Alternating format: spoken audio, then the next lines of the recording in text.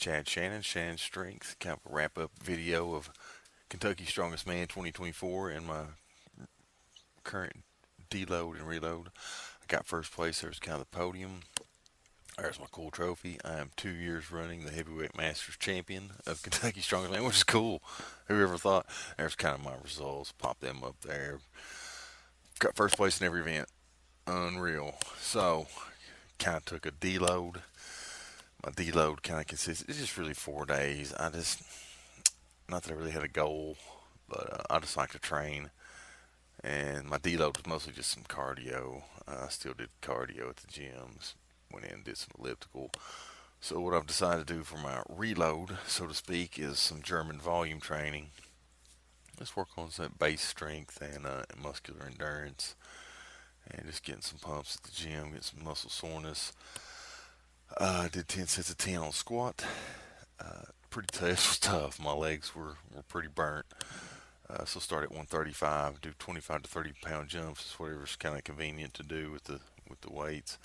The final set was 365 for a set of 10, and this is that top set. And it's on Christmas Eve, so contest is on December 15th.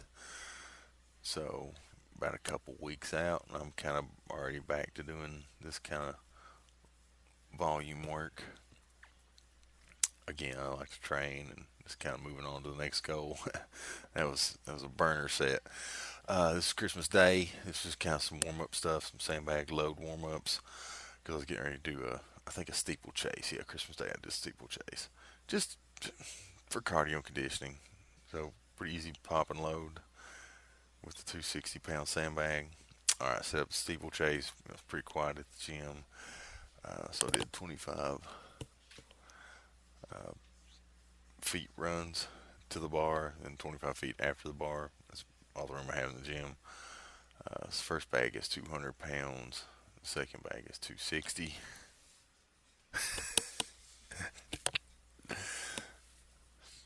So again, just working on conditioning. Off season is just kind of off season training stuff. Just don't want to lose my conditioning. That's the biggest thing. If I can peak strength.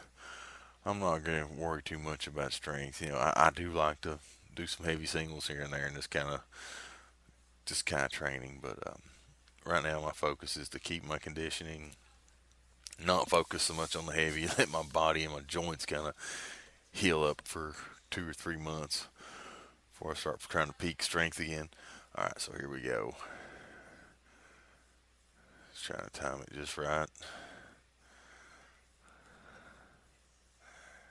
And really had a good time on this, considering I hadn't done it since the contest. And the weights are, comparable to the contest. A little bit lighter on one bag and a little bit heavier on the other bag. Actually, about 40 pounds heavier on the heavier bag. The distance is actually shorter. So, and I got this in like 40 some seconds, 43. At the contest with the lighter bags, and even though it's further distance, I got a time like 32 seconds. So yeah, I know this wasn't. As soon as the bag gets a little heavy, it just slows me down quick. So hey, I was pretty pleased with that.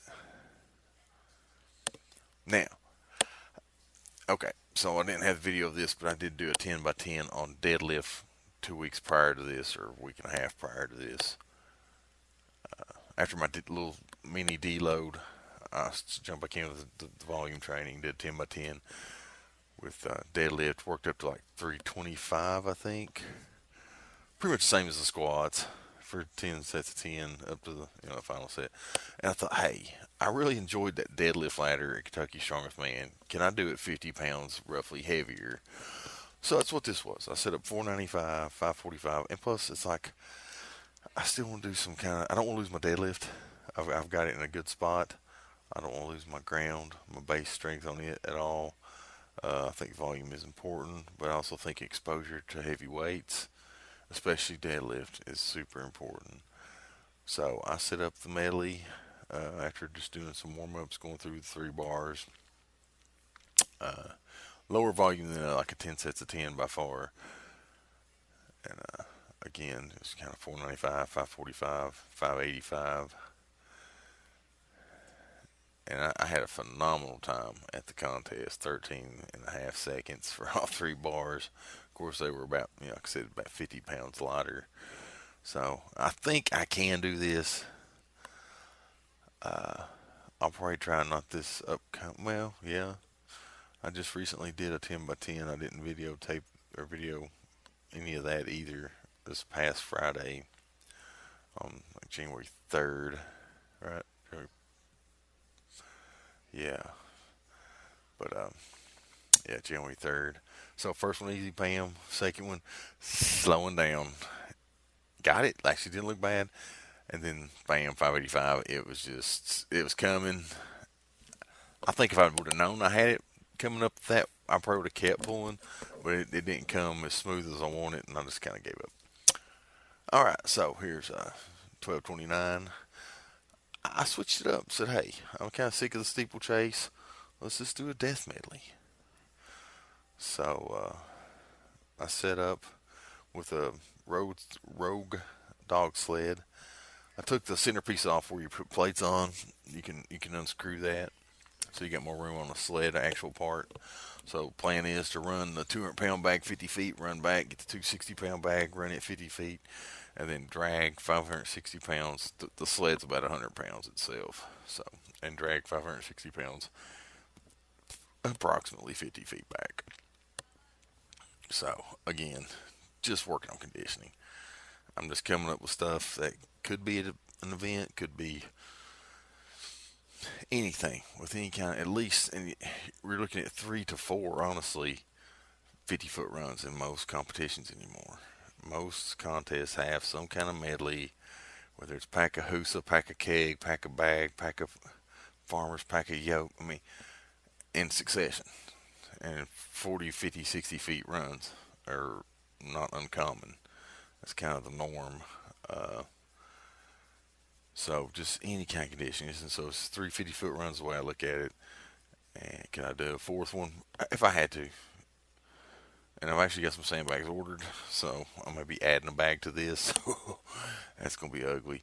And here's the thing. I come up with a chain that day. I was just kind of searching around the gym, and I picked one way too short. That's, well, really all I didn't think of using the Rogue wrist trainer roll-up bar thing, which also has a good strap on it and a carabiner. So I just used a small chain. And yeah, that sucked. It sucked bad. It was so short. I had to take really, really choppy steps. Still did it in like a minute. I think the time was total on that, which was a minute of misery. But it's good to be able to push yourself through miserable states like that. That's the whole point of strongman. Just, it's only a minute. Push yourself through it. Well, I wasn't going to quit until I either passed out or completed the course. Time was irrelevant because I couldn't keep track of time. I was too busy working. Now, this I kind of come up with my log. I'm better at axle, just in general. And I think a lot of it's my rack position. So I come up with this on squat day. So I did some squats over on the side with the axle. Did some back squats. Just kind of warm up stuff. Didn't do no 10 sets of 10 this week. So what I did, put the log in the rack position and did a log box squat. So good. I'm trying to work on getting my butt down, but staying in line, keeping my torso in line, working on that basically torso strength really, and not losing, letting my elbows drop, and then popping up and into the press. So that's 180. I did 3 sets of 5 there.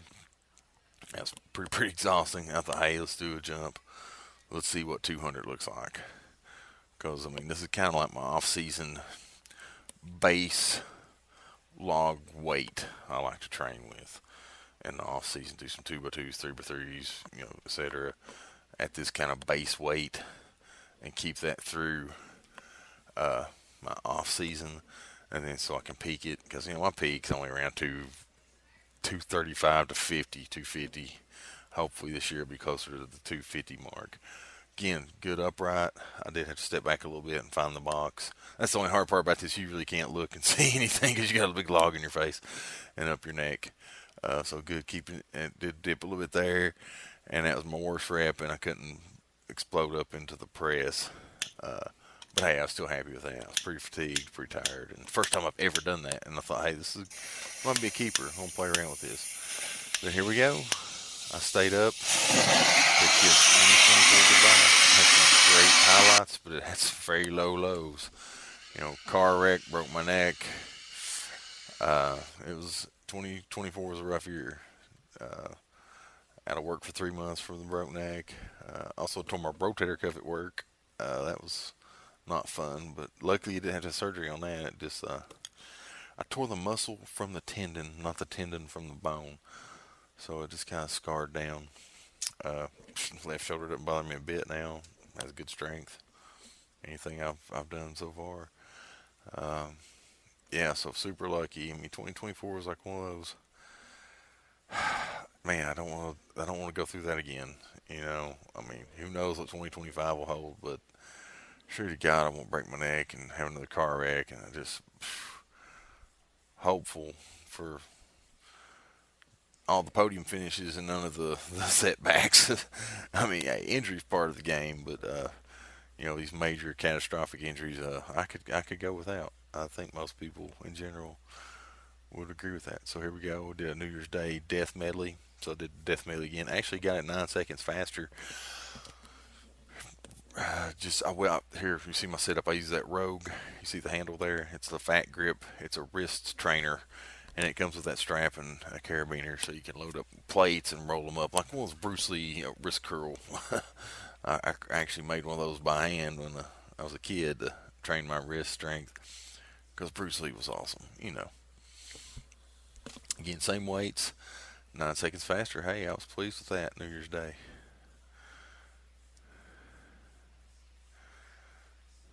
So again, just working on conditioning. I may go back to the steeplechase, play with it a little bit next week. I can't wait to get my sandbags. They're supposed to be here according to Alibaba any flipping day now. So just hurry up and wait and go buy some sand and fill them bad boys up. And again, Saturday is kind of an events day for me, but no events to train for right now. So what I decided to do, I like to do an overhead. I thought, hey, I'm just gonna play around. I don't care if I go heavy or light or nothing, but let's focus on some overhead stuff. So I'm gonna try the split jerk. Everybody's doing these split jerk videos. Mitchell Hooper, just everybody, because it's coming up for the Arnolds, and split jerking's just where it's at. So, and I've never tried. I've never done Olympic lifts or any of the like. Just from, and I started with just the bar, and I worked my way up doing 30-pound jumps, and this was 175. Got a little forward on me. Again, I'm better with the axle. That one was just spot on perfect from the side, looked like. And then I just did like sets of 3.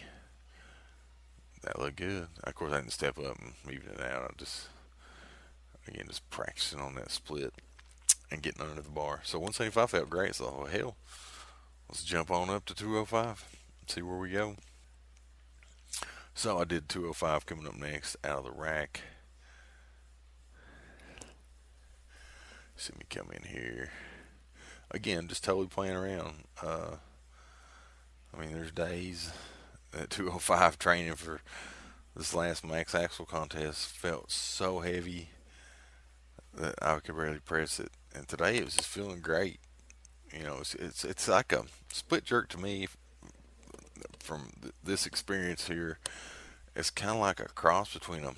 Well, it is a push press, but you just have to. You're getting a little more than a push press because you're dipping under, and really you just got to focus on the last few couple inches of lockout. So you kind of watch. I kind of take a breath. I dip, and I explode into the bar, and then just. So not perfect, but hey, not awful. I didn't bother to step up on that one because I was going to try to get 3 reps here. This one looks really good. This is a real good rep. Right where you want it, man. And then step up. Good to go. And then I did one more just doing sets of three. Like, yeah, it was a little. I didn't do much split under that one was the problem, and you could tell my elbows weren't as extended. The more you split, the more elbow extension you got, and really the less work you got to do at the tricep, shoulder. Really, if you can do a good isometric shoulder, hold that front rack position, good leg drive to drive into that bar, and then dip under it.